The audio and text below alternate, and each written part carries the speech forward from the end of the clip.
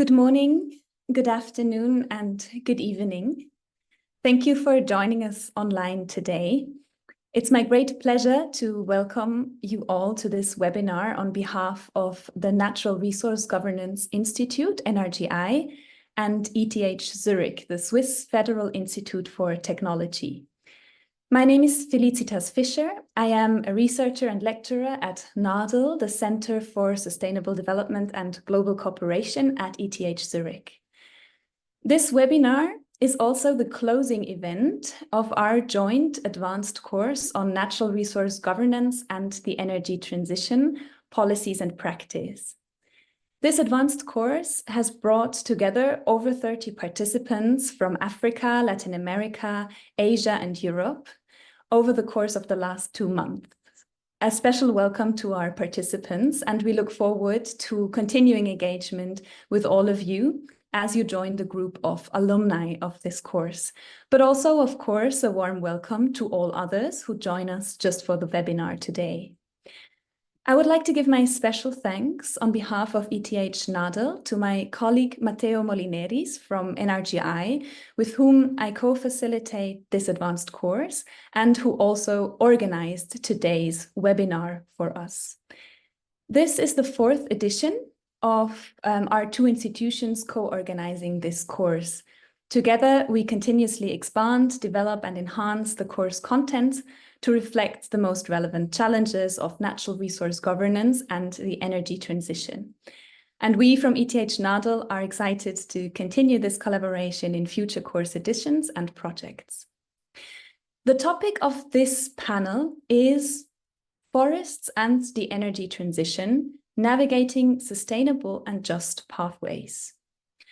Forests are the lungs of our planet. They are important biodiversity hotspots for flora and fauna, and they are home to a large number of land-connected people and indigenous groups who are central players in the fight against climate change. In light of the current climate crisis, the world stands before a double challenge.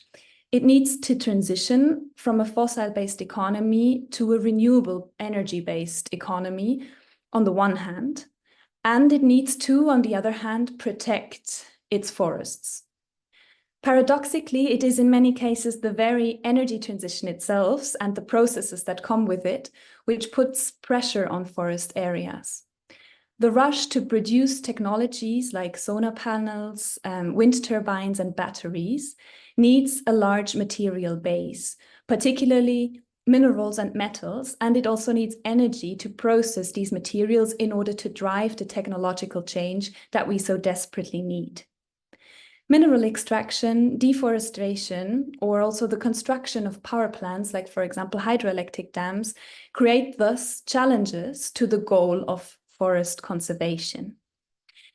In the light of these challenges, it's crucial to ask how can we triangulate the goals of the energy transition, as for example the phasing out of fossils and the rapid development and deployment of renewable energies, with the goal of forest conservation? And how can we ensure that the transition is managed in an equitable and just way?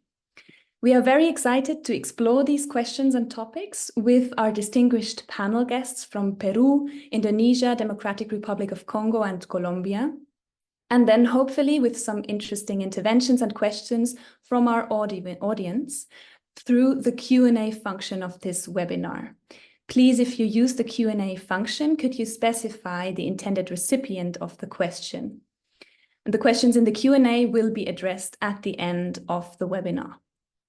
There is simultaneous translation from Spanish to English and from English to Spanish as a direct function of this webinar, as 2 of our panelists will be speaking in Spanish.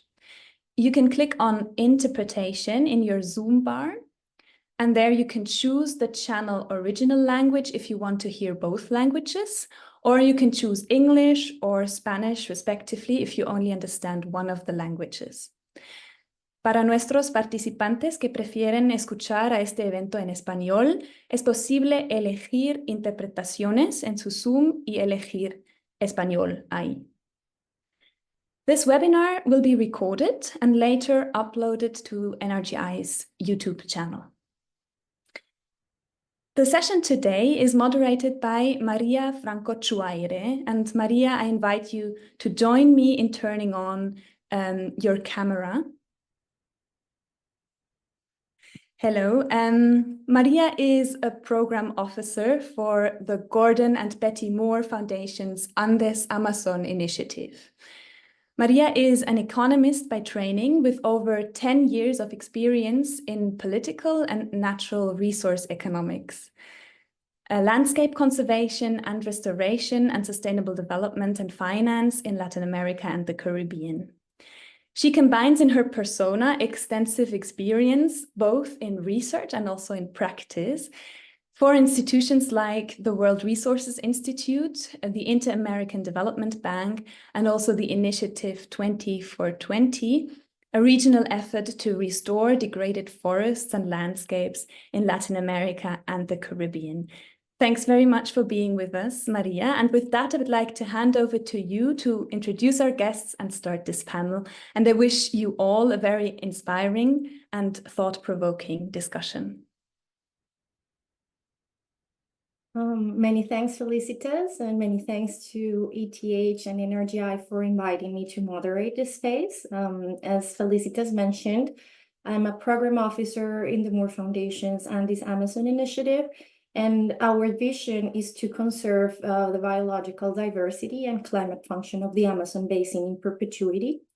And a key topic that we have been exploring with other donors in the climate, conservation, and social justice spaces, along with our grantees and our partners worldwide, is the intersection between forest conservation, indigenous rights, and energy transition, as Felicitas was mentioning. And the importance of these connections cannot be overstated, as they form a critical foundation for a sustainable future. And addressing the interlinked threats and interlinked issues requires concerted efforts to navigate the complex challenges and opportunities they present. At COP28, governments agreed to triple global renewable energy capacity by 2030. And this along with phasing out fossil fuels, has been identified by climate experts and leaders as crucial for limiting climate change and achieving a low-carbon economy. Simultaneously, and as Felicitas mentioned, forest conservation is essential for maintaining biodiversity, combating climate change, sustaining ecosystems, and supporting local livelihoods. And indigenous rights are equally important, not only because of themselves, the indigenous peoples are living in these forests, and they are also serve as stewards of these forests, but also because they possess unique knowledge and practices that contribute to their present preservation and to their own livelihoods. We are witnessing then an overlap of critical issues: the intersection of critical minerals, the decline of oil, phase-out strategies, and the rapid deployment of renewable energies that present unique challenges and opportunities for forest conservation and indigenous land rights. As Felicitas was mentioning, extracting critical minerals that are essential for renewable energy technologies can also threaten forests and indigenous lands. Simultaneously, the decline of oil and strategic phase-out plans challenge oil-producing countries and regions, but they also offer an opportunity to reimagine energy systems that prioritize ecological and social justice. Rapid renewable energy deployment must be managed to avoid repeating environmental and social harms associated with some extractive industries, and also ensure that that shift to a low-carbon economy is sustainable, fair, and inclusive. The primary goal of this discussion is to explore these intersections and explore also how these intersections can lead to sustainable and equitable pathways forward. By understanding the synergies, but also the tensions between forest conservation, indigenous rights, and the energy transition, we can identify strategies to promote environmental sustainability and social equity. This includes best practices, innovative approaches, and collaborative efforts to drive meaningful progress. And I want to emphasize that the importance of collaboration, as we understand that shared efforts between the governments, industry, civil societies, and also from local to international levels will be key to advancing a holistic and just approach to the energy transition that prioritizes forest conservation, indigenous rights, and sustainable development goals. Today, we are joined by representatives from Colombia, Peru, the Democratic Republic of the Congo, and Indonesia, who will be sharing their expertise on these topics. From Colombia, I would like to introduce Maria del Pilar Bernal Gomez, and I invite Maria del Pilar to turn her camera on, who's a doctor in human rights from University Deusto in Bilbao, Spain, and a master in sociology from Colombia's National University. Maria del Pilar is a researcher specializing in social complex, territorial transformations, and qualitative research methodologies. Today, she will be sharing with us the risks and also the challenges and opportunities associated to copper mining in Colombia's Andean Amazon Piedmont. From Peru, Hugo Chepio will be sharing experiences on renewable energy in the Peruvian Amazon. Hugo is the executive director of the Peruvian NGO Derecho, Ambiente y Recursos Naturales, DAR. He holds a master's degree in environmental management from Universidad de los Andes in Colombia and a bachelor's degree in law and political science from Universidad Nacional Mayor de San Marcos in Peru. He's an expert on climate change and forestry with over 18 years of experience in both the public and civil society sectors. Joining us from Indonesia, Bima Yudhistira will share Indonesia's experience with nickel extraction and also help us draw connections between the challenges and opportunities faced there and those in other countries discussed today. Bima is the founder and executive director of the Center of Economic and Law Studies, CELIOS, a Jakarta-based economic think tank. CELIOS is currently active in research related to the energy transition, sustainable finance, and transition minerals governance. Previously, Bima worked as an economist and expert staff at the Indonesia Chamber of Commerce and was a consultant at the International Finance Corporation, IFC, of the World Bank. He holds master's degrees from the University of Bradford School of Management and also Toulouse Business School. And finally, I would like to introduce Moise Liwoto Makuta, the lead of Energize programs in the Democratic Republic of the Congo, who focuses on transparency, accountability, and combating corruption in mineral mining and revenue management. He holds an MBA from the University of Liverpool and has over 19 years of experience in program and operations management. Moise has led various initiatives in health, nutrition, food security, gender empowerment, child protection, peace building, education, water sanitation, and governance. And today he will be sharing with us the risks, challenges, and opportunities associated with charcoal production and slash and burn agriculture in the DRC. Finally, I just wanted to quickly mention that this session will be organized in 4 parts. First, we will set the stage for the discussion by bringing in perspectives from the different countries. Then we will elaborate more and we'll discuss challenges and solutions. And then we will be followed by a reflection on how to approach these intersections moving forward.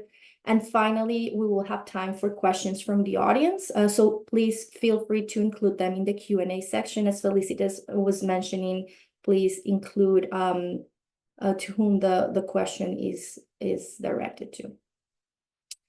So let's get started. First, I would like to ask a question to Maria del Pilar from Colombia. Colombians Andean Amazon Piedmont is very rich in copper, an essential resource for the country's energy transition. So how can the current plans for copper mining in in its Andean Amazon Piedmont impact local ecosystems and indigenous communities? And how does this tie into Colombia's energy transition goals? Gracias, María, y buenos días a todos desde Bogotá, Colombia. Decir en primer lugar que el cobre, si bien es un mineral estratégico y se ha decidido que sea un mineral estratégico desde Colombia, desde el año 2012, y esto ha sido reconfirmado en el 2023, los proyectos que vienen avanzando en realidad en el piedemonte amazónico son proyectos que apenas están en su etapa de exploración, lo cual nos lleva a permítame, lo, lo cual nos lleva a pensar que, digamos, estamos en un proyecto donde se están generando cierto nivel de incertidumbre, pero que está ocurriendo y se están generando transformaciones en este momento de exploración en lugares donde hay componentes estratégicos a nivel ambiental, porque para muchos es la puerta de la entrada a la Amazonía colombiana por el lado occidental. Se encuentra un área titulada para la posibilidad de hacer esta exploración, donde también hay un solapamiento con áreas de reserva forestal. Alrededor de 34.600 áreas de reserva forestal están incluidas dentro de estos títulos que se han otorgado. Y pues esto genera diversas transformaciones desde el momento mismo donde se inicia a hablar de la posibilidad de explorar y de extraer el mineral. Pues porque comienzan a generarse en torno a este tema de la protección de estas fuentes hídricas, de la biodiversidad, de la reserva forestal, pues distintos posicionamientos dentro de la misma sociedad local, cómo avanzar en ello, ¿no? Entonces nos encontramos con el tema de la fragmentación social, quienes lo ven como una oportunidad, como una posibilidad del tema de entrada de nuevas formas de empleabilidad, de una nueva construcción de una economía en torno a este tema. Igual así, igualmente la industria lleva a cabo esto. Y ahí también tenemos la presión sobre los territorios de pueblos indígenas. Estamos hablando de zonas donde habitan distintos pueblos indígenas, y esta presión sobre sus territorios ha llevado también a debatir internamente el tema de las consultas previas que existen aquí para cualquier tipo de proyecto que quiera intervenir en los territorios de pueblos indígenas. Y en este momento los territorios de los pueblos indígenas en el piedemonte amazónico, más exactamente en el departamento del Putumayo, pues están atravesados efectivamente por la presión que hay, por un lado, por la posibilidad de la explotación de la minería de cobre, por otro lado, por la minería ilegal de oro, y también por la delimitación de zonas de protección ambiental como parques nacionales naturales. ¿Qué desafíos trae esto para alcanzar la transición energética justa, equitativa, inclusiva de la que tú hablabas en la introducción, María? Y es, eh, todavía no es claro si esta extracción de cobre o cómo la extracción de cobre va a permitir que Colombia avance en esa transición energética, o si esa producción de cobre va a ser para irse a otros lugares a facilitar la transición energética, ¿no? Entonces, ahí esas dos posibilidades también son una paradoja, porque la presión sobre los territorios, la presión sobre estos recursos naturales, todavía no es claro cómo va a aportar a una industrialización o una mejoría de las tecnologías en Colombia y la superación de una economía que usa demasiados recursos fósiles, o si por el contrario podríamos caer nuevamente en un ciclo de extracción y de extractivismo donde todo se va afuera y nada queda aquí. Many thanks, Maria del Pilar. I think it is very important to understand those uncertainties that are characterizing many processes in the country, but also worldwide. But also, as you mentioned the need to embed environmental considerations and also proper consultation, free, prior, informed consent into these processes. I appreciate that, and then I am gonna move forward to Peru for a moment, and I wanted to mention that Peru has a significant potential for renewable energy, particularly photovoltaic energy. And I wanted to ask Hugo if he could please elaborate on the opportunities for promoting photovoltaic energy in the Amazonian communities. Welcome, Hugo. Gracias, María. Buenos días con todas y todos. Nosotros en DAR trabajamos en la zona amazónica y por supuesto que en la Amazonía, como en muchos de nuestros inmensos y boscosos países, las comunidades rurales están imposibilitadas de conectarse a un sistema eléctrico nacional, ¿no? Entonces, por eso que usan las soluciones que están a su mano y normalmente eso es generación de energía eléctrica a base de generadores eléctricos a gasolina, ¿no? Esto tiene, pues, por supuesto, impactos sobre la salud y el ambiente, pero a la falta de otras alternativas, estas fuentes de energía limitan sus oportunidades de desarrollo. Más aún en Loreto, en la región de la Amazonía peruana, que es la región más grande del Perú, más o menos unas 300.000 kilómetros cuadrados. Eso es un poco más grande que Alemania, para que se hagan alguna idea.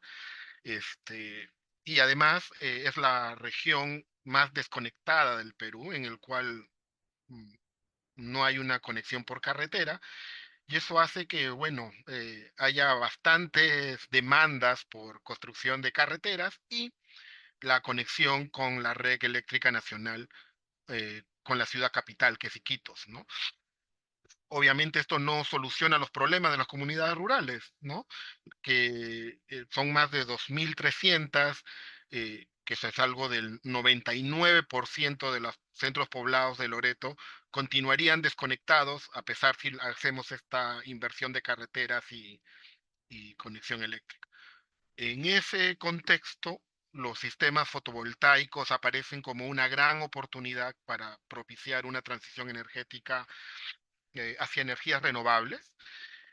Por eso es que en DAR, en más o menos últimos 4 años, venimos ayudando a 14 comunidades rurales de Loreto a aprender juntos cómo es que el uso de estas tecnologías pueden solucionar sus problemas, pero también qué retos emergen de su uso.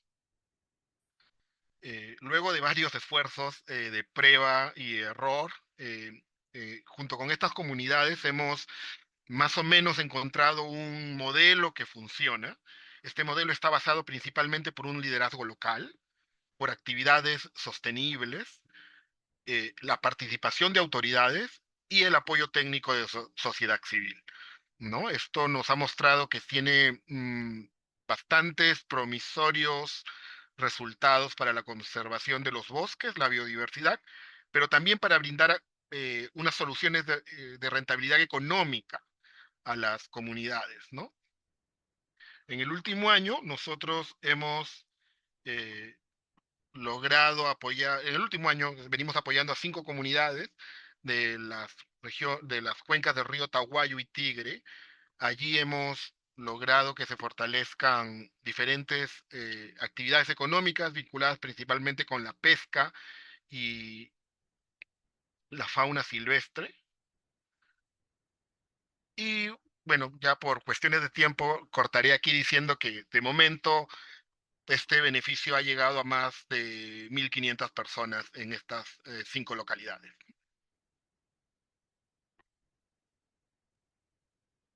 Muchas gracias, Hugo. Y en tan solo un momento tendrás nuevamente la oportunidad de contarnos un poco más sobre este trabajo y los riesgos y oportunidades asociadas.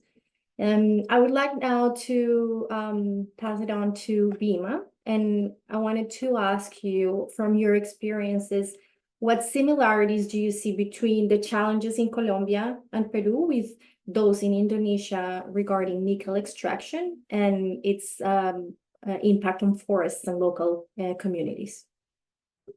Yeah, I see some opportunity and also challenges similar with the Indonesian case and also Latin America, Central America colleague already mentioned earlier. First of all, we see that the major driver of the deforestation currently is opening up the transition for critical minerals in the eastern part of Indonesia. And the second thing is the ambitious from Indonesian governments to increase the capacity of renewable energy by 44% in 2030 also leading, opening up new smelter industries, and also threaten the indigenous local community. But on the other hand, the lack of the governance also meet with the fact that Indonesians need to increase the price of the nickels. We all have a large nickel reserves, but on the other hand, the nickels is cheaper in international market because lack of the standards, environmental safeguards of the indigenous community, and also grievance mechanisms is not there for the indigenous community, which is have lack of a literacies to understand what's going on in their area and how to complain to the company, how to complain to the local government. So it's very hard for them to communicate the reasons for kind of the over exploitations in the regions. So we see that with the US Inflation Reduction Act, EU critical mineral and due diligence, a lot of the developed countries buying critical minerals, they right now trace the sources of the nickels. So the Indonesian governments, the Chinese company, there's push to be acknowledged the right of the indigenous community. The recent case that Eramet and also BASF, two of the leading chemicals companies in the Europe, for instance, they say that they don't want to prolong the investments because there is a Hongawa Manyawa, is like untouched tribes being threatened with the nickel and smelter industry. So the government tried to see that they need some diversifications of the local economy, not only too dependent on the nickels as the main resources of the economy and also main resources of the income to the regional and national governments. I think that's share the light that we need to be changed the governance of the critical mineral anytime soon. Many thanks, Biman. And I think you started introducing a little bit more about these connections worldwide and the role of economics and geopolitics in this theme. So I appreciate that. And now I would like to invite Moise to talk a little bit more about charcoal production and burn agriculture in the DRC. Moise, how do you see small activities like charcoal production and burn agriculture contribute to deforestation in the DRC? And also, what do you think can be done to tackle these issues while also pushing forward with the energy transition?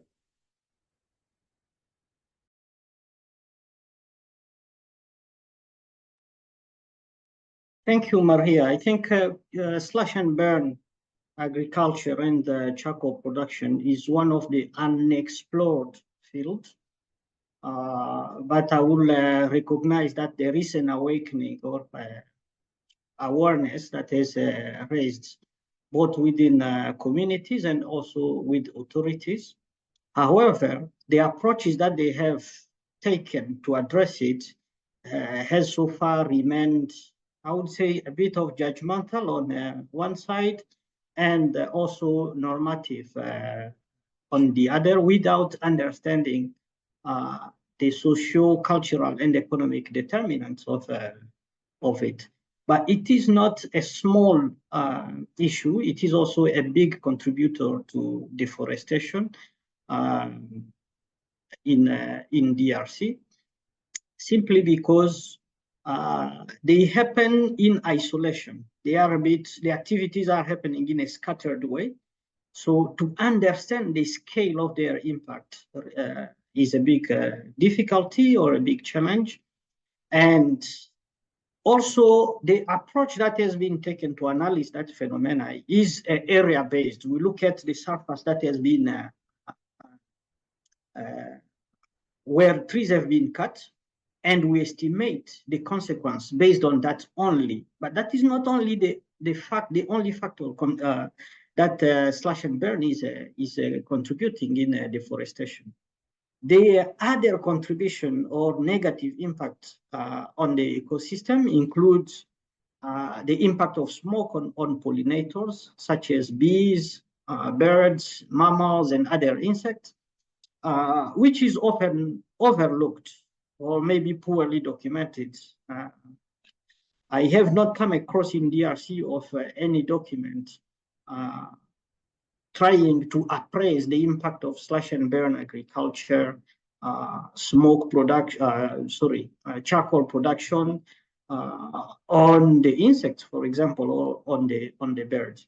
So all of this complexify the assessment of the long-term disruptive impact that those practices are having in the regeneration of the forest, and somehow explain why no strong or bold initiative has been taken. I recognize that addressing the issue of small-scale deforestation activities like these encompass a wide range of initiatives that should normally include a scrutiny of the source and type of energy that people will use as alternative if they don't use charcoal, and source of fertilizers that people will use if they don't rely on slash and burn agriculture, for example. I think one opportunity that we have is the rising number and accessibility of energy efficient technologies, but the challenge remains in terms of their affordability and also accessibility, physical accessibility to the communities who up to now rely on the natural means of accessing energy, I mean charcoal and firewood.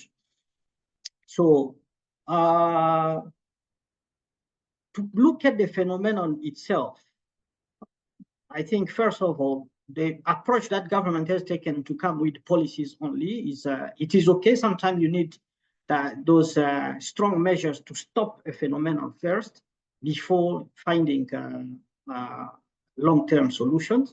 But it has been long since such measures have been taken, but alternatives have not come. So unfortunately, people return into the old practices for lack of an alternative.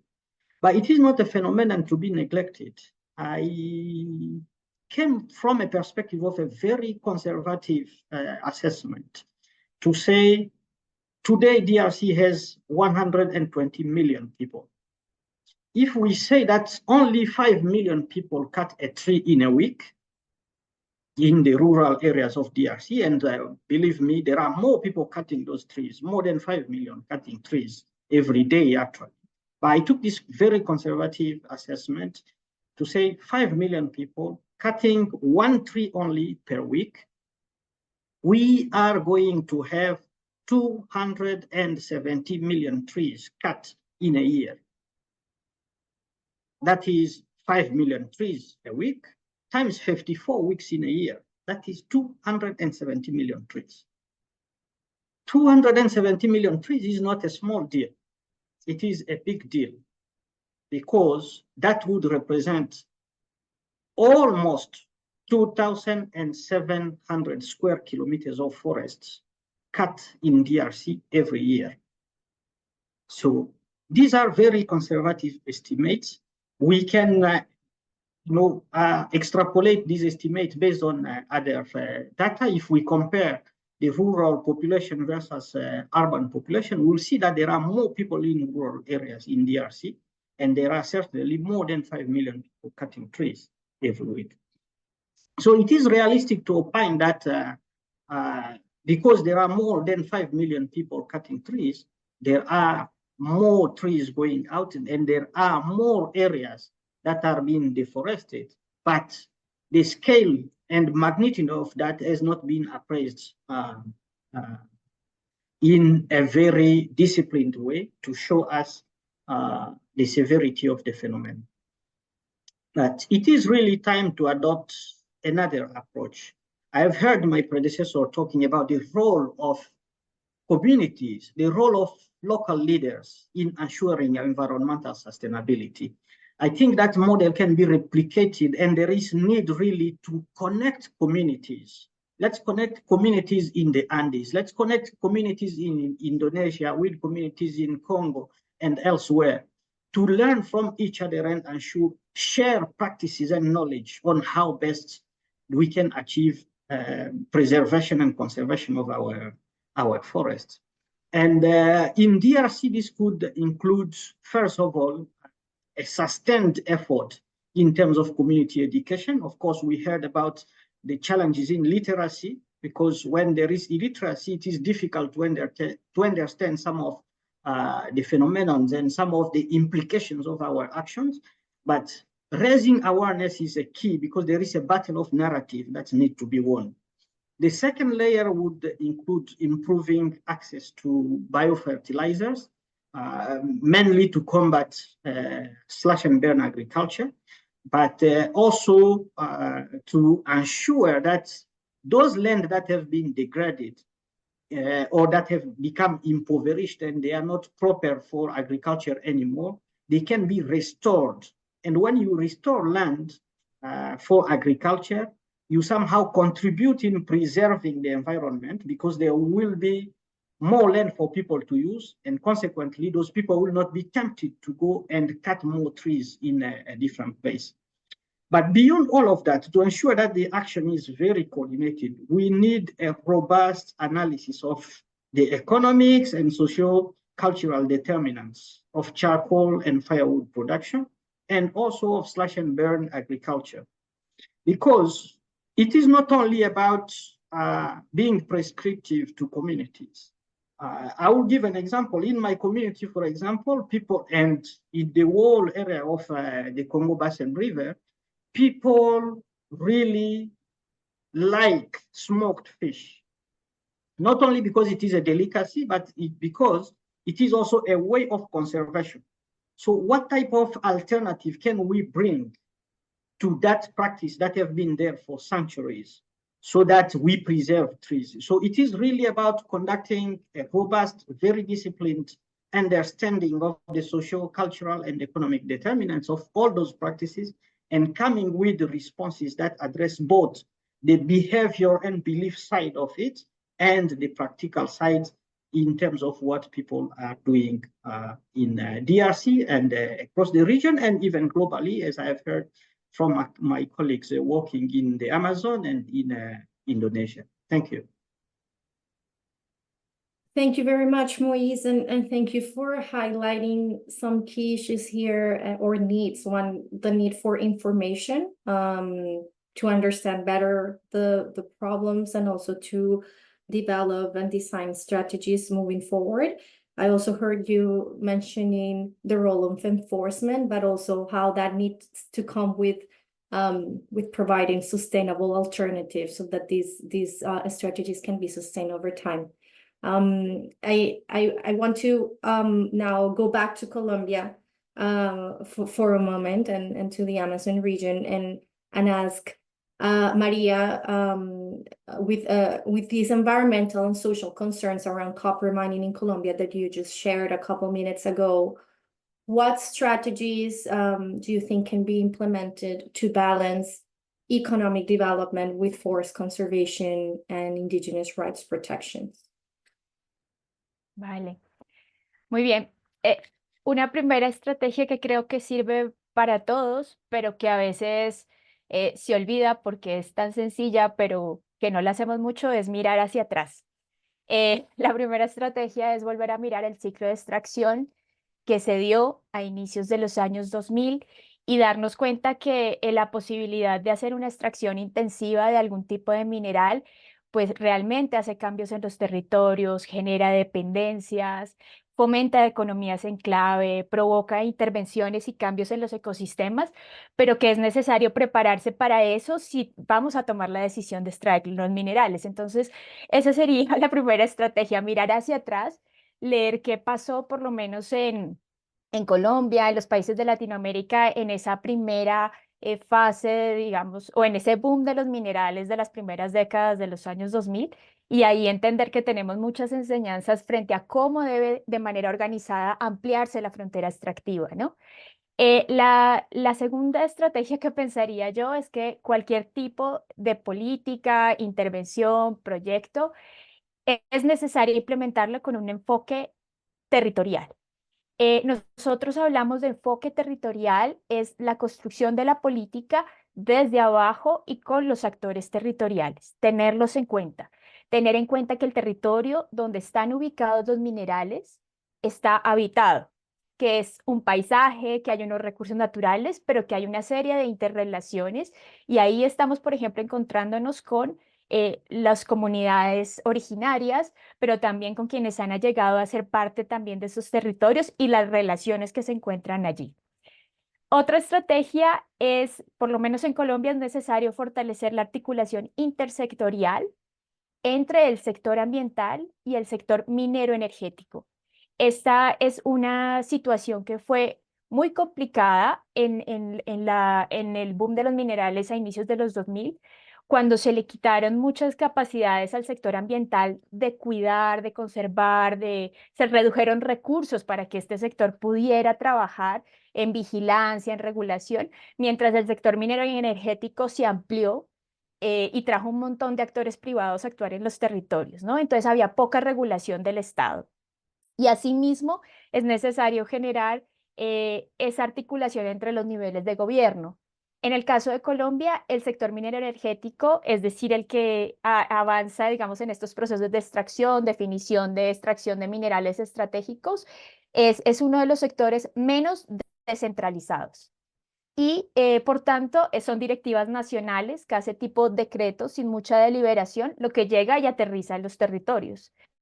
Con lo cual, los gobiernos locales, regionales, municipales, no cuentan con ninguna herramienta o con muy pocas herramientas para regular la actividad minera en los territorios cuando es a grande escala y sobre todo cuando cuando es intensa, pero aparte de todo cuando genera tantos efectos.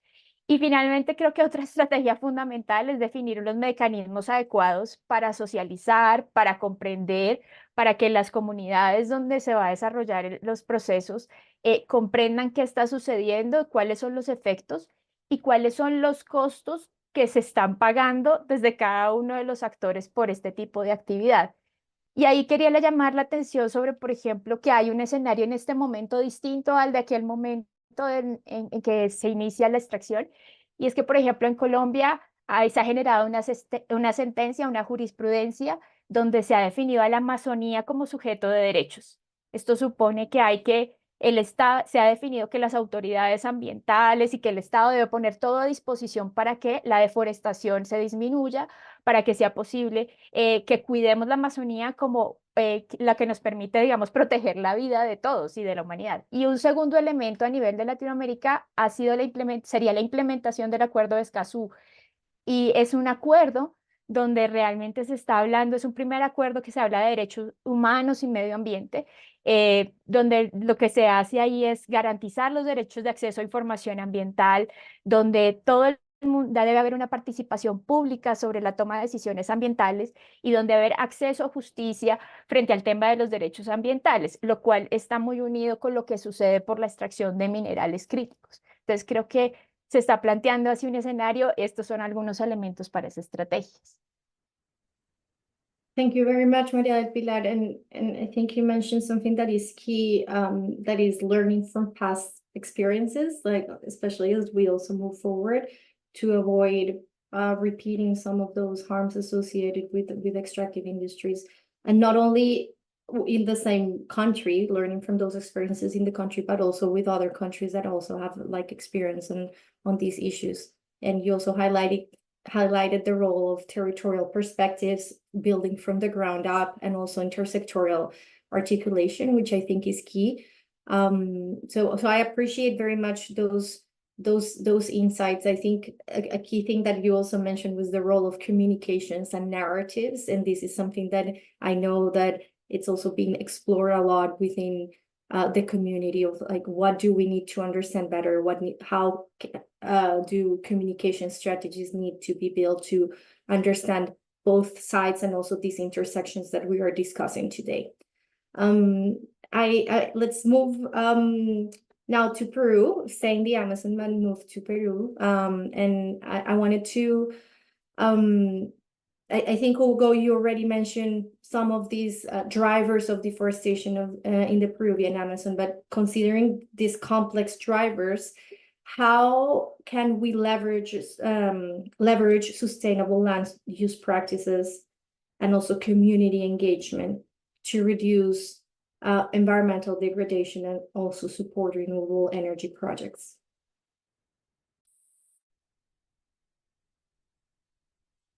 En la región de Loreto, la principal causa de emisiones de gas de efecto invernadero es el cambio de uso, ¿no? Principalmente por deforestación. Más del 80%, casi el 90%. Y la generación de energía no llega ni al 7-8%, ¿no? Entonces, el gran problema es el cambio de uso del suelo, la deforestación. Pero mientras que no hayan actividades sostenibles que puedan competir con las acciones de cambio de uso de suelo, es muy difícil, ¿no? Pensamos que la energía tiene, y particularmente la energía de fuentes renovables, y si se hace de una manera justa y equitativa e inclusiva, tiene la oportunidad de brindar oportunidades sostenibles al cambio de uso, ¿no? Una comunidad normalmente puede elegir entre hacer actividades agropecuarias.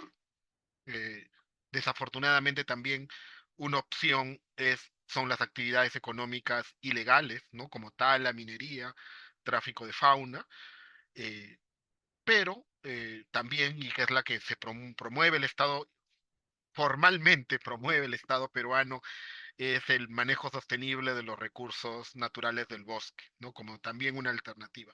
Y ahí el gran reto siempre es contar con energía que permita que este aprovechamiento sostenible de recursos naturales sea competitivo. Y es allí donde entramos como la organización en la que yo trabajo, para identificar iniciativas económicas locales que sean sostenibles y que a la vez contribuyan a la protección de un área natural protegida o que contribuyan al uso sostenible de un territorio indígena, ¿no? Nosotros, por opción institucional, preferimos trabajar con este liderazgo de las comunidades locales. Entonces allí se busca atender su demanda y no siempre eso es lo más eficiente, pero creemos que es de donde debemos partir, ¿no? Pero hemos identificado que cuando junto con ese liderazgo local aparecen las autoridades, que puede ser el gobierno regional, puede ser la municipalidad distrital, muchas veces la jefatura del área natural protegida, pero también algunos centros de innovación tecnológica del gobierno nacional, unido a alguna ONG que ya está apoyando en la zona, brindando asesoramiento técnico a las comunidades para el manejo de estos recursos naturales. Este combo, ¿no? Liderazgo indígena, liderazgo local, autoridades, más apoyo técnico, nos ha mostrado que tiene un importante potencial para aumentar la rentabilidad cuando nosotros los ayudamos a acceder a soluciones de energía renovable, ¿no? Principalmente lo que nosotros apoyamos son nuestras donaciones apoyan con eh, y la instalación de sistemas fotovoltaicos y equipamientos necesarios para la producción, que pueden ser máquinas para el procesamiento de carnes, el sellado al vacío, congeladoras, balanzas, etcétera, ¿no? Pero lo que nosotros creemos es que de este trabajo pueden surgir aprendizajes sobre qué es lo que no funciona, qué retos tenemos que enfrentar y con eso podemos impactar en políticas públicas. Algunos de los retos que ya hemos identificado y ya estamos afrontando es el desarrollar capacidades locales para el mantenimiento de estos sistemas fotovoltaicos, que no se requiera ir a grandes ciudades para conseguir este apoyo, sino que hayan capacidades en las comunidades rurales para hacer esto. Ya estamos avanzando, desarrollando la capacitación a los comuneros. Y en el futuro, otro reto que tendremos que enfrentar, y estamos en este momento en discusión, es cómo vamos a manejar los residuos que generan estos sistemas fotovoltaicos, ¿no? Porque se llevan equipos a las zonas rurales y cuando algunos tienen vida de 20, 25 años, en algún momento van a dejar de funcionar o se pueden malograr, tenemos que responder a que se puedan manejar sosteniblemente, ¿no? Gracias, María. Thank you very much, Hugo. I think at the beginning of your intervention, you were talking about these other complex drivers in the Amazon around illegality. And I think that's also key to understand that we are not only talking about the intersection between forests, indigenous peoples, and the energy transition, which is the main topic of this discussion, but also the potential intersection with these illegal economies that are also thriving in this space. So that adds a new layer of complexity to the discussion and also to looking for solutions in this space. I would like to pass it now to Bima, and what initiatives are currently underway in Indonesia to tackle the environmental and social impacts of nickel extraction, and how do you see these efforts contributing to a more sustainable global energy transition? Yeah, I think the no-go zone campaign, it works well in Indonesia. We have international support from the NGO, from the environmental activists, from the business sectors, that to imply that any kind of the companies in the critical minerals that want to expanding in the small islands, or there is an indigenous community there must be no-go zones. So it limited the expansions of the mining and also smelter industries. The second thing, I think the initiatives to explore new alternative economy, the restorative economy, how the value of the local communities is somehow underweight or seems like not so important long time ago, but right now a lot of the researchers, even they have business associations, how to make sure that the local communities can survive without having the minings or extractive sectors. The third initiative, I think we work with the local governments to have a technical assistance, because right now in Indonesia, I think it's all over the world see the elections. So elections is one of the biggest opportunity for us. In Indonesia, we have 500 more district elections this year, and every districts or every regional governments must set up 5 years economic development plans. So can you imagine that if the extractive sector regions can see that there is a alternative opportunity to make sure that the economy can diversify to better fishery industries, agroforestry, any kind of the alternative local economy, I think that we like challenging the narratives. So the national governments give the incentive, fiscal incentive, tax cut, and so on to these small players in the restorative economy rather than to the big minings and also smelter industries. And also ensuring that the indigenous community, like previous speakers already said about the communications, transparency. So I think it's the opportunity for internationals, national and locals, NGO, academicians, researchers to help the indigenous community understand the situations. What is the supply chains of the critical minerals, to which country, which brand of the electric vehicles, which brand of the battery that need to be targeted, that need to be communicated about what's going on in the ground. Because traceability, I think, one of the important factors to ensuring that all these supply chains of the transitions or critical minerals is applied within the certain kind of the safeguard or standard. Thank you, Bima. I think you have introduced very important elements here as well. One, the role of establishing no-go zones. I think there's a big discussion worldwide about this, regarding establishing areas that are highly biodiverse and also where indigenous communities inhabit as areas for no extraction. And you also talked about restorative economies and the role of incentives in that space, which I think is key. And finally, traceability of the supply chain, which we know that is complicated for certain minerals, but also it's a need that need and something that I was just thinking about, also connecting to the comment I just made on Hugo's intervention on the role of illegality that can play in certain spaces, that can add some challenges to that traceability, but definitely make it more necessary. Before moving to Moise, I just want to remind everyone that you have the option to include questions in the Q&A section of Zoom. We will have time later for answering these questions.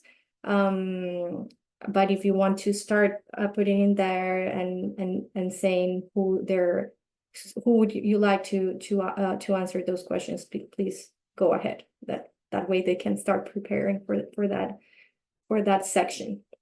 And now I go back to the DRC and Moise. In your view, how can international partnerships and technological innovations help combat deforestation from small-scale agriculture and charcoal production in the DRC, while also promoting renewable energy solutions? Thank you so much, Markia. I think international partners can play a variety of roles in supporting initiatives that tackle rural economic transition challenges and support also access to sustainable energy in the rural areas. One example could be making accessible small-scale biocomposting and bioenergy plants, for example, making that technology accessible to rural communities. It helps us solve two problems at once. Biocomposting is a technique to improve sustainable agriculture, and bioenergy to support the transition from firewood and charcoal cutting as source of energy.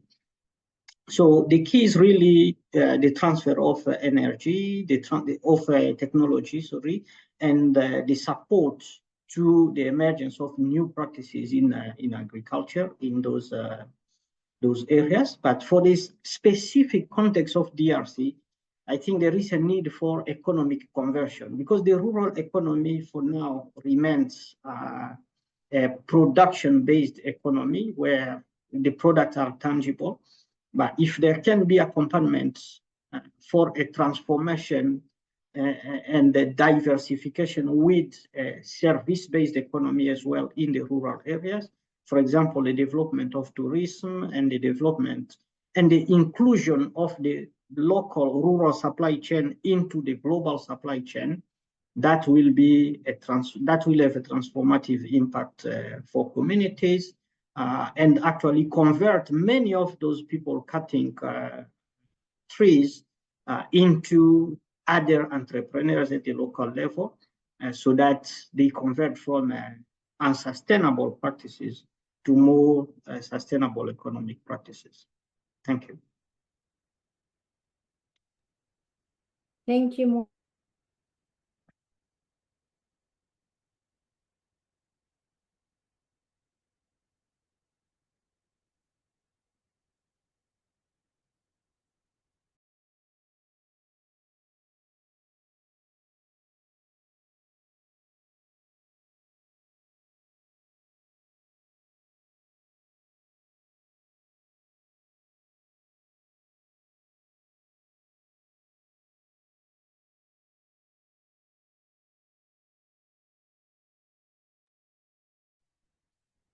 I see Maria has been frozen. Sorry for this technical glitch. Let's wait for 1 minute to see if she will be able to join us back. Thank you for your patience.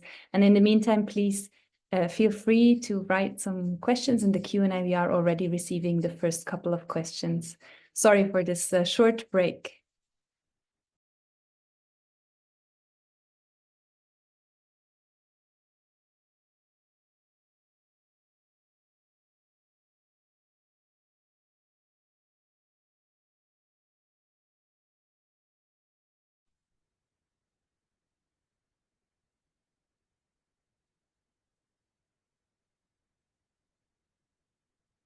Oh, apologies. My Zoom just shut down. I'm glad I was able to reconnect. So I was just saying that I wanted to ask a question to all panelists.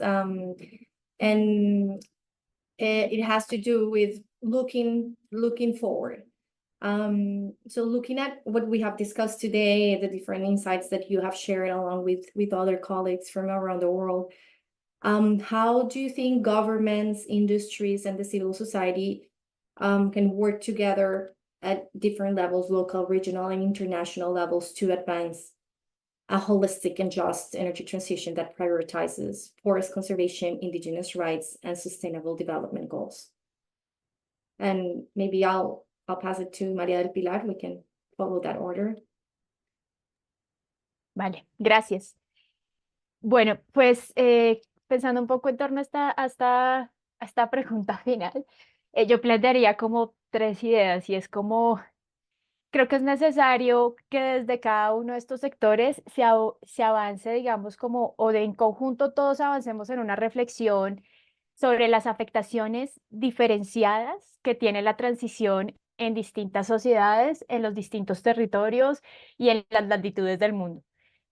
Y con esto quiero referirme a cuál es el aporte que hará cada uno de estos sectores cuando se decide extraer uno de los recursos. Estamos en otro momento y en otro escenario, y es que en este momento estamos en un escenario de crisis climática y de muchas afectaciones ambientales que nos están mostrando en el reloj que es necesario cuidar los recursos que tenemos. En ese sentido, creo que estamos en un escenario, por lo menos para los gobiernos y la industria, de tomas y la sociedad civil también tendría que ayudar en eso, es tomar las decisiones, ya no es en plan de cómo va a aumentar nuestro PIB nacional con la extracción de este tipo de recursos, sino también cuánto de este recurso es necesario extraer, para qué es necesario extraerlo y cuántos costos tiene esto en términos de conservar otros recursos necesarios para la vida, como el agua, como el aire, como el manejo de los suelos, para otros tipos de usos, como por ejemplo el tema de seguridad alimentaria. Entonces creo que ahí también hay necesidad de hacernos preguntas frente a corresponsabilidades. ¿Qué significa la transición energética en el norte? ¿Cómo se avanza la transición energética y qué significado y qué consecuencias está teniendo para otros países, lo que se llama denominado el sur global, donde se encuentran y están ubicados esos recursos naturales? Creo que es necesario también pensarlo y reflexionar en torno a esto. Eh, También en temas deberíamos tener más información. A veces se toman estas decisiones y no se tiene mucha información sobre los efectos secundarios, que no son secundarios. Los llamo así, pues, porque son efectos que se pueden suponer colaterales, pero que pueden determinar la vida de muchos territorios y las trayectorias de desarrollo. Entonces, creo que contribuir en términos de poder entender mejor cuáles son los efectos de la toma de decisión frente a la extracción, frente digamos, a la no conservación de algunos recursos forestales, o, por ejemplo, cómo puede afectar esto la mitigación de riesgos que nos está mostrando el tema del cambio climático, ¿no? El tema de avalanchas, el tema del desbordamiento, de inundaciones, por una serie de actividades que también se están haciendo por explotar ciertos recursos. Pues también un poco como tener en cuenta el tema de políticas públicas que tengan enfoque territorial. A los gobiernos pienso yo que habría que decirles eso, o sea, no se necesita una sola receta para aplicar en todo tipo de territorio, porque eso tiene configuraciones muy distintas. A la industria creo que también habría que decirle que hay que entender desde el principio qué efectos tiene en el territorio su acción, cuáles son los beneficios, cuáles son los daños que puede generar con su acción, no solo a nivel de su acción técnica, sino también de su forma de acercamiento y obtención de licencia social en estos territorios. Y a la sociedad civil creo que habría que decirle, hay que estar más informada, hay que tratar de avanzar como en investigar y en reconocer cuáles son las herramientas existentes para ser vigilante de esos entornos y esos ecosistemas. Thank you, Maria. And I want to pass it to Hugo.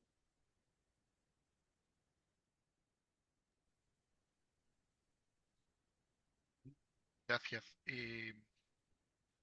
Bueno, nosotros creo que vamos también un poco en la línea de lo que mencionaba María. Creemos que es indispensable que las políticas públicas se formulen tomando en cuenta, no solo tomando en cuenta, sino incorporando los aprendizajes que ocurren en las zonas rurales, en el campo, ¿no? Por ejemplo, de las primeras experiencias y aprendizajes que ya hemos tenido en la implementación de estas iniciativas locales sostenibles con energía renovable, se ha logrado impulsar la modificación de la ordenanza regional de Loreto que ordena la implementación de una política regional energética, ¿no? Una política energética regional.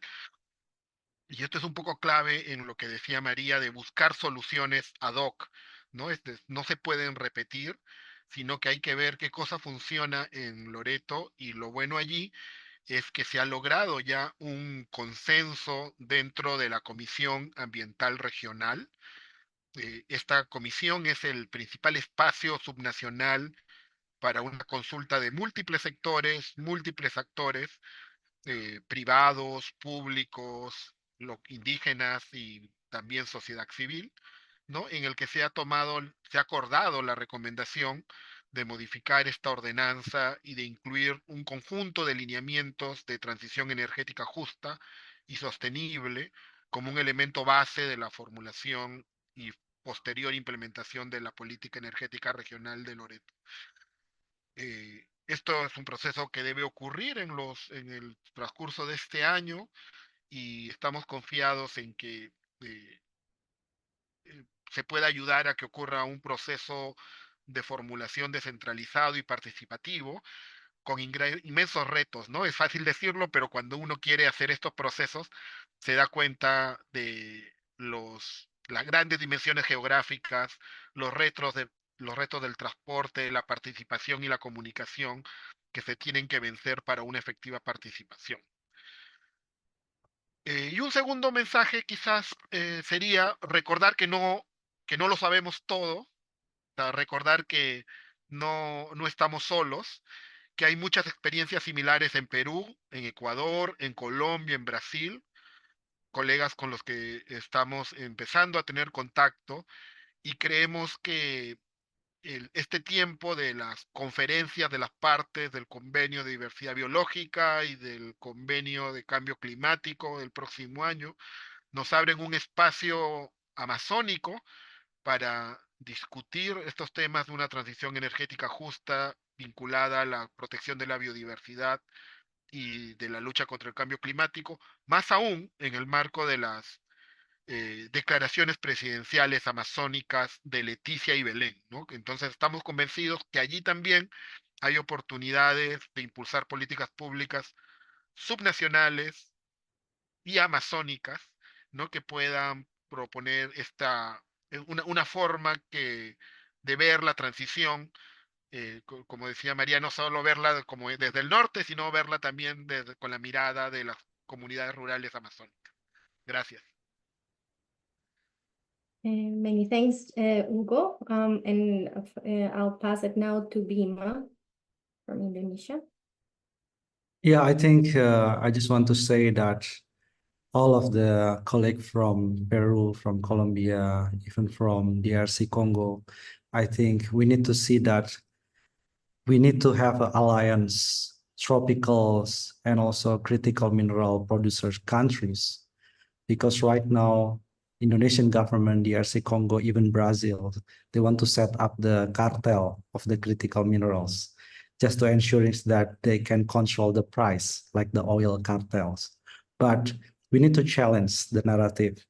It's not only to pursue the growth, job employment for the sake of the economic growth and so on, but we also need to ensure that the CSO international community also pay attention that every single minings in Peru also damaging the Indonesian community. Every single minings and smelter industry that didn't have any safeguard in Indonesia, this multinational company can also affecting DRC Congo and so on. So I think the first setup is how we can see that this is like just beginning, I understand, but not only in the Amazon context, but let's make up some kind of the international collaborations across tropicals and critical mineral countries producers. The second thing, I think, what we see that we need to have like international trade architectures to ensuring that all the supply chains into the end of the consumers of the EV for producer, for instance, understands that they need to have a trace the sources of the critical minerals and to ensure the safeguards the rights of the communities and indigenous community as well. And also to say that they need to stop the deforestations. So the voice of the consumers in the global north and also the global south is very important to influence the ongoing process of the governance in critical minerals. The last part, I think, in terms of the changing the narrative of the fiscal space. So many countries see that the fiscal space is the one that can supporting the critical minerals productions and so on. But let's see from the Indonesian case, 10 years of the exploitations of the critical minerals, the poverty levels in that regions is increasing dramatically. Meanwhile, the number of the job they produce is only like low skill laborers. So we don't go anywhere with that kind of the current situation. So we need to challenge that fiscal space is also meant to be increasing the governance of the companies, increasing the more regional governments and local community representative to control the companies, and also to diversify the economy away from the dependency on the critical minerals. Thank you. Thank you, Bima. Thanks for adding. I asked governments, industries, and civil society, and you also added that additional layer on the role of consumers, which I think it's key for sure. Thank you. And finally, I'll pass it to Moise to answer the same question.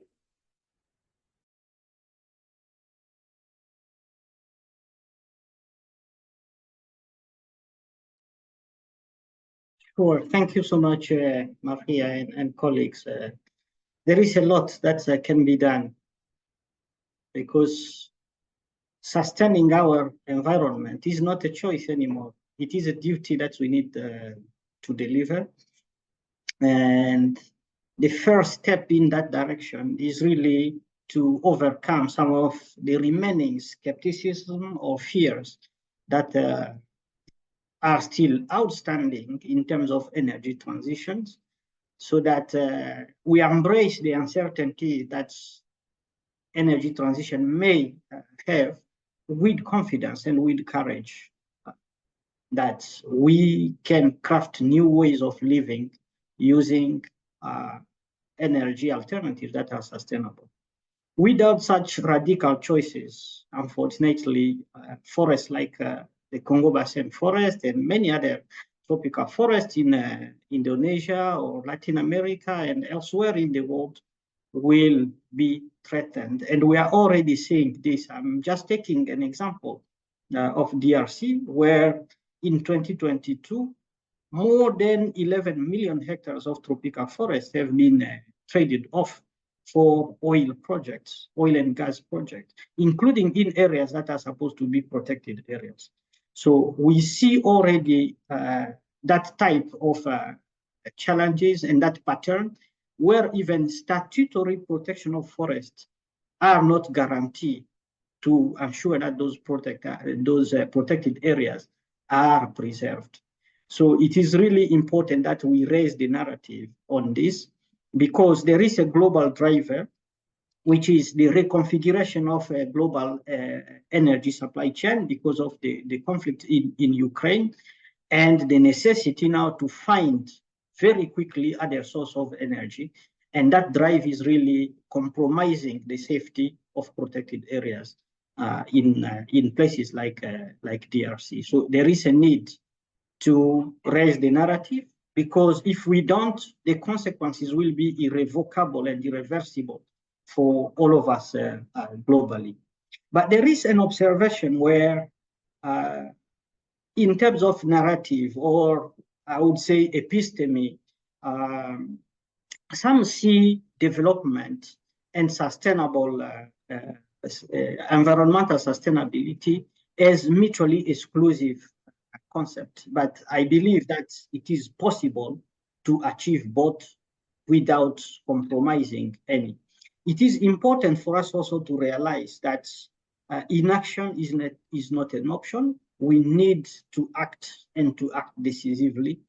And finally, a good importance is for us to make the link between conflict and environmental sustainability, because we are observing in DRC that the overexploitation of natural resources is also driven by the necessity to quickly find convertible resources to sustain war effort and to sustain whatever is required to deal with the conflict in Eastern DRC. So it is important to link those two narratives to ensure that we are addressing the issue in a holistic manner. Thank you. Thank you very much, Moise. And I see that we only have about 30 minutes for Q&A with the audience. So for the interest of time, I have picked one question per panelist. I hope we have time to ask one question per panelist. So I would like to invite the panelists to be very, very brief in their responses so that we can do this. First, for Maria in Colombia, an anonymous attendee asks, from your perspective, what is one key lesson from past mining booms about community impacts that should guide policies around the energy transition? Ok. Creo que una de las principales lecciones es evitar robustecer la institucionalidad en los territorios, sobre todo la institucionalidad ambiental y del sector minero, para poder hacer un mejor monitoreo de las acciones y poder hacer un seguimiento de qué está sucediendo en términos ambientales. En concreto, por ejemplo, en Colombia, en la fase de exploración con nuestro código minero actual, no hay necesidad de solicitar muchos de los permisos ambientales o hacer estudios de licenciamiento ambiental, bajo la idea de que durante la exploración no hay efectos en este sentido. Y creo que ahí se ha dado evidencia que hay un grave error, porque sí hay muchos efectos frente a estas situaciones. Y ahí creo que el robustecimiento de la institucionalidad territorial es como fundamental. Hay muchas entes a nivel nacional, pero con presencia en el territorio son capacidades muy, muy pequeñas. Y lo otro que veía muy importante es ese robustecimiento que permita mediar y regular una relación entre las empresas y las comunidades, evitando el tema de transacciones y negociaciones de tipo individual y personal, que comienzan a generar brechas entre los distintos grupos sociales frente a cómo se benefician con la presencia de ciertas industrias en el territorio, si ya están, o simplemente también cómo animarían algunos sectores a legitimar la entrada de estos sectores por recibir algunos beneficios. Y en el momento en que eso no se piensa en términos de desarrollo, pues sucede esto, ¿no? Que las actividades extractivas al final no están generando proyectos que están pensando en colectivo y de manera efectiva la visión de un territorio futuro. Y para finalizar, creo que habría que evitar que una importante clave es cómo evitar dependencias en términos de la estructura económica, porque al final la solución ha sido generar actividades que se encadenan a la actividad minera. Y al final se acaba la actividad minera y todas esas actividades tampoco van a continuar funcionando en el mismo ritmo. Entonces, por un lado, las dependencias para la gente, pero por el otro lado, las dependencias de gobiernos locales que dependen de las regalías, en el caso de Colombia, de los beneficios económicos que traen esas industrias a sus territorios, presupuestos municipales con un porcentaje muy alto que depende de extracción como carbón, petróleo, muchos municipios que prácticamente quedan en quiebra cuando se está comenzando a pensar en el tema de la transformación de la economía y la descarbonización de la economía. Entonces, algunas claves serían esas. Muchas gracias, María. Y, sorry, switching back to English. Hugo, you talked a little bit about you talked a little bit about the role that civil society organizations like that were playing in supporting renewable energy projects in the Amazon areas. Is the government also supporting these initiatives? Is there any government support to renewable energy projects in the remote Amazonian areas?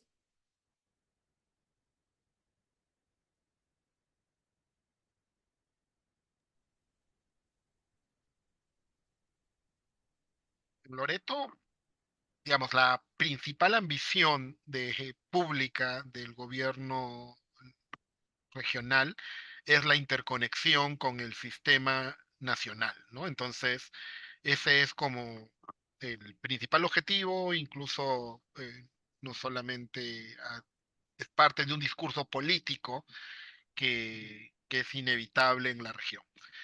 Sin embargo, también está avanzando en algunas soluciones que son más inmediatas, como es la instalación de plantas de generación de energía fotovoltaica en pequeñas ciudades. Les pongo el ejemplo de San Lorenzo, que es la capital de una de las provincias que hasta hace pocos años solo tenía energía eléctrica unas pocas horas al día, ¿no? Ahora, gracias a la instalación de esta pequeña planta fotovoltaica, ya tiene energía eléctrica las 24 horas, los 7 días a la semana y, digamos, esta es una solución que se está aplicando en pequeñas ciudades de la Amazonía, ¿no? Poner estas pequeñas plantas que no son de más de 3 o 5 megawatts, son pequeñas, ¿no?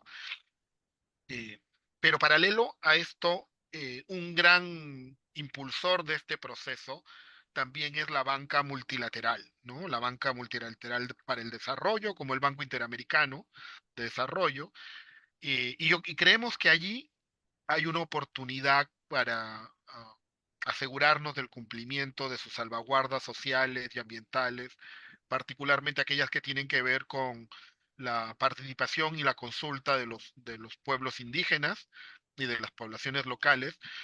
Lo decimos porque es clave cuando ya salimos de estas pequeñas ciudades y vamos más que nada a las poblaciones rurales, mucho más pequeñas, que la instalación de estos paneles solares o fotovoltaicos podamos maximizar su impacto, porque no va a ser posible quizás ponerles a cada casa o en todos los pueblos, y creemos que allí debemos, digamos, la principal lección que requiere el gobierno es aprender cómo la instalación vinculada a actividades económicas tiene la capacidad de ser autosostenible, ¿no? Y además impulsar el desarrollo de la comunidad, ¿no? Con esto no digo que esté mal poner paneles solares en los salones comunales o en las postas, pero en nuestra experiencia de estos últimos 5 años, eh, con las propias comunidades, el mayor impacto se ha dado cuando se vincula al desarrollo de una actividad sostenible, ¿no?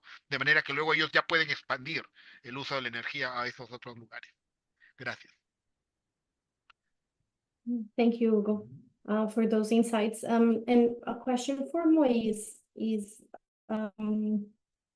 what specific changes could the DRC consider in its resource governance to support its role as a key supplier in the global energy transition and at the same time ensure direct benefits for local communities?